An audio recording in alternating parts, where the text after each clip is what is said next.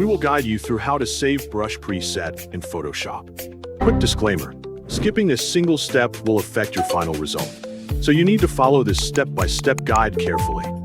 If this guide helpful, don't forget to like and subscribe. First, don't forget to comment if you still need our help or want to ask something, and we will reach you as soon as possible.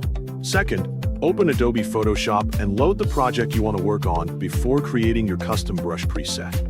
Go to the window menu at the top of the interface and open the Brushes panel so you can view and manage your available brushes. Select a brush that you want to use as the base for your new preset, choosing one that already has a shape or texture similar to the result you want. Next, open the Brush Settings panel and adjust the available brush settings according to your preferences, such as the brush shape, spacing, size, or other characteristics that affect how it behaves on the canvas.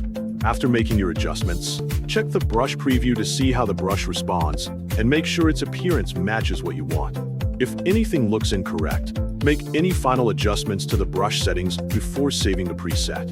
Once the brush is ready, click the plus button at the bottom of the Brushes panel to create a new brush preset. Wait for the new brush dialog box to appear, as this is where you can name and configure the preset before saving it. Enter a clear name for the new brush preset, so you can easily identify it later when browsing through your brushes. If you want Photoshop to remember the current brush size along with the other settings, enable Capture Brush Size in Preset. This option is useful when the brush size is an important part of the effect you created and you want it to return automatically whenever you select the Save preset. After that, click OK to create the new brush preset. Return to the Brushes panel and look through the list to confirm that the new preset now appears among your available brushes. Once you find it, select the new brush preset and test it directly on the canvas by making a few strokes.